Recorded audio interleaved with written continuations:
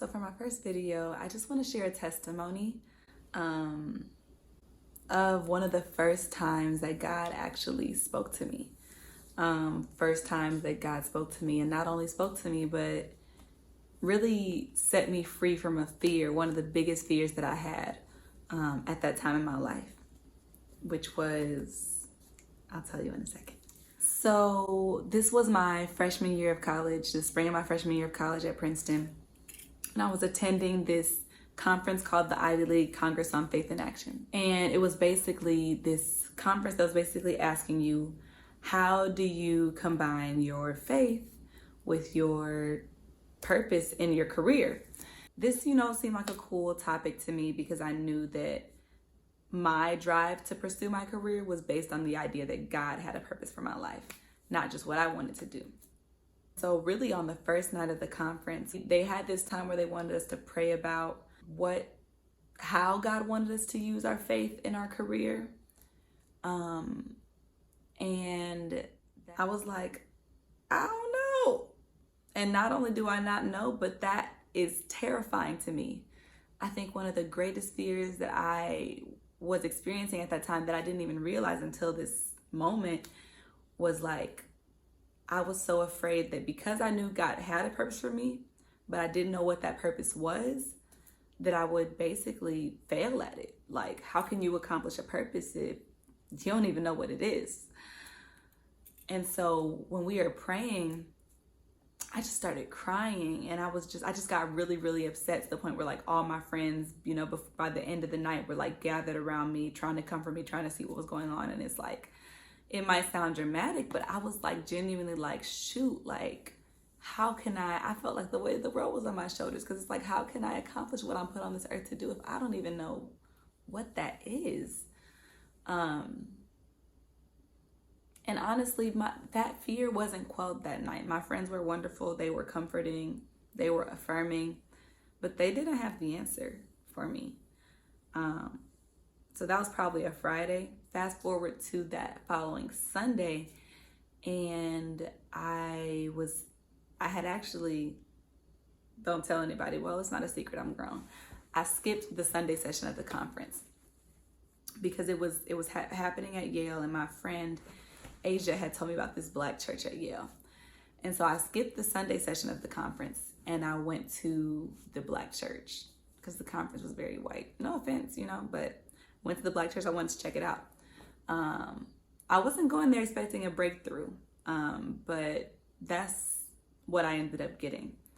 So basically, we were in worship at the time. And so, we're singing songs and yada, yada.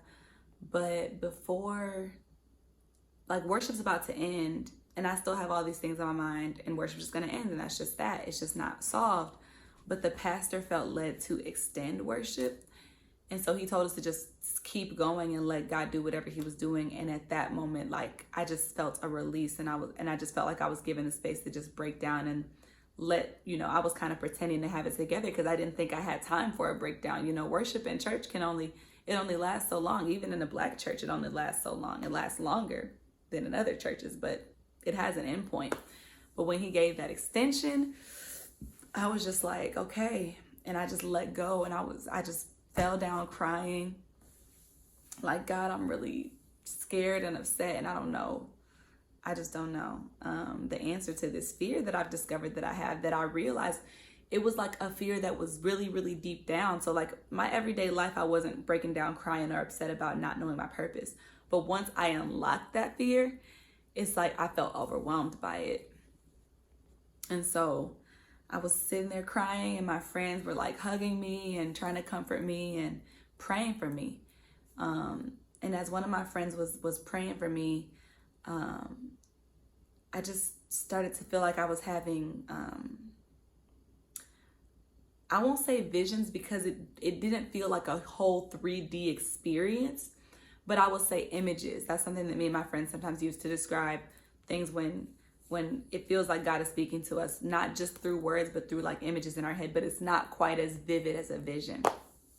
So I started to get these images in my head, and I'll explain what they meant because I really feel like God used these images to really break this fear off of me. So the first image, I think if I'm getting the order right, the first image was an image of like sheep, and like sheep kind of walking with like the shepherd guiding them. And I just got this kind of reminder of like how silly it would be for a sheep to try to like go to the shepherd and be like, all right, dude, what's the game plan so I can go run this play? And I felt like God was basically saying to me, like, I'm not giving you the play-by-play at the outset. Like, the way that sheep travel with their shepherd is they take step by step, following their shepherd's rod and staff. So just being like, you're my sheep, I'm going to guide you step by step. That's how we're doing this. Like, that's how it's supposed to be. That was one image. The next image, and don't laugh at me, but the next image was of Frankenstein. Like, it was like, I don't even know if I've seen the movie Frankenstein, probably. Anyway, it was like an image of Frankenstein being like raised to life by like a mad scientist off the table. And I felt like God was saying to me, the same way that the mad scientist raised Frankenstein up off the table with a purpose in mind. Like, Frankenstein didn't make himself. Like, he was made, he was engineered, he was whatever the scientist did. I don't actually know the story. But basically, Frankenstein was raised up with a purpose. Same way you were raised up out of sin. You were raised up and brought to life in me for a purpose. And I had that purpose in mind. And just like the scientist was going to make sure that Frankenstein did what the scientist had made him to do, I'm going to see my purpose through in you. Listen, I don't know how the movie Frankenstein ended. I don't know if Frankenstein went rogue, but this is the way that God used that example for me. And then the last thing was not as much of an image. It was just kind of like an image, but more just a concept, which was that I had this idea that the purpose that God had for me in my life, that God was going to, that I was going to find out what it was, and then I was just going to have to do it. And instead, what I got an image of was this idea that God is almost like reaching down from heaven and accomplishing my purpose through me, with me as like the vessel. And that was a really important paradigm shift. Like, okay, it's not just up to me to do this, but God is actually going to accomplish what he wants in this world through me. Those three things were like game changers for me. But it didn't stop there. So then, I'm having all these images, and this is my first time experiencing something like this, mind you. So I'm just like crying, like I am having a whole experience. But then the pastor finally gets on the mic and he starts to preach from the scripture that he was inspired by. And the scripture that he had was something in John, I think, where basically Jesus was telling his disciples, you say amongst yourselves, we have to wait 4 months before there's a harvest, and then we can go and reap the harvest. This is kind of talking about like agriculture and planting seeds and harvesting them. And I was like, wait, no, the pastor was like, no, Jesus was like, sorry, y'all, I'm tired. Jesus was like, I'm telling you, the harvest is ripe among you. And, the pastor preached, and honestly, I hardly remember what the pastor said. But what God started speaking to me about this verse, once again, one of the first times that I was having such a vivid, feeling like God is speaking something beyond what is written on the page of the passage. I felt like God was saying to me, literally said to me, like, Bree, like, you say 4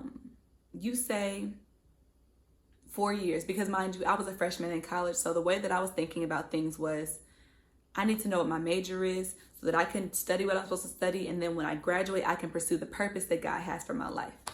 And I feel like God said to me, Bree, you say 4 years until it's time to harvest.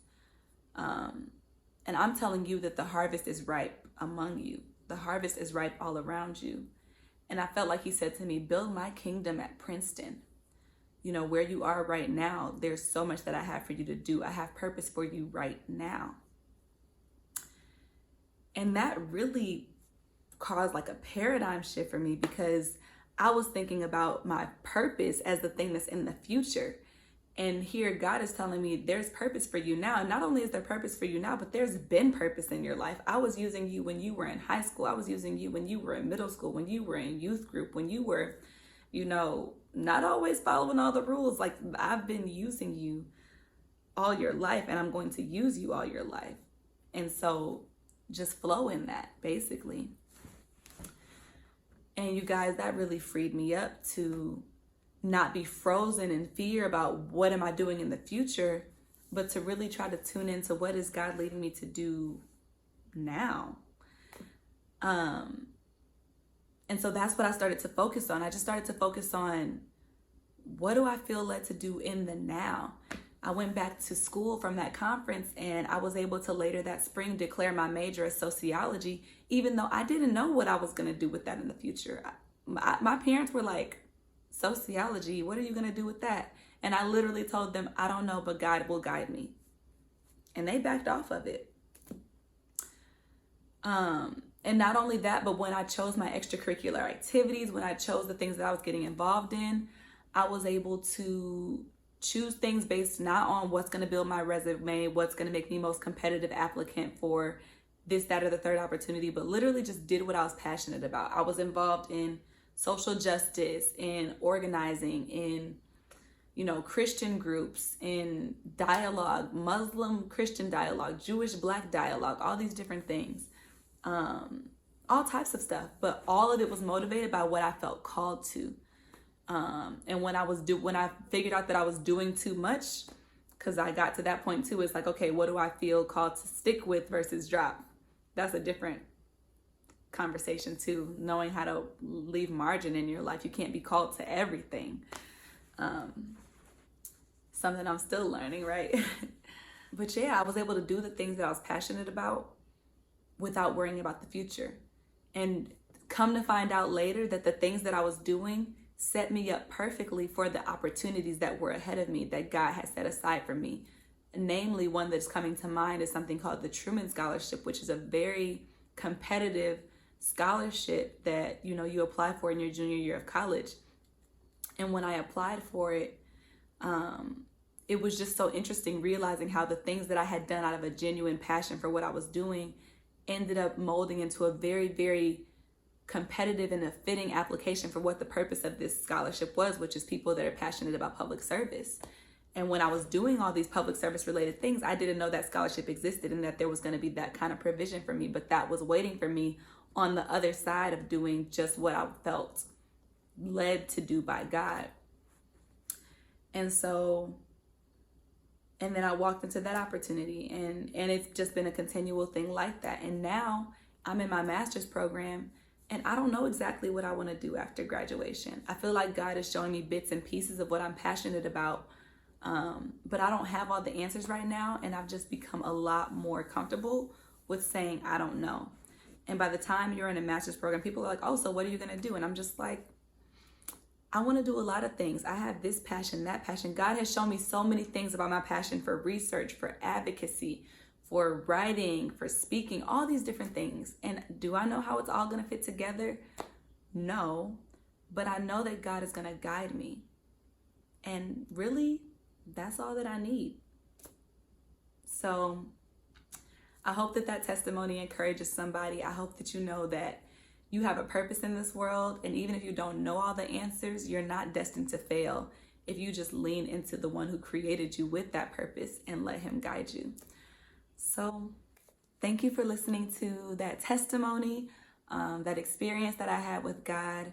It's just one of the many ways and the many times that God has spoken to me, shown up for me when I really needed it, and just changed my life one level at a time.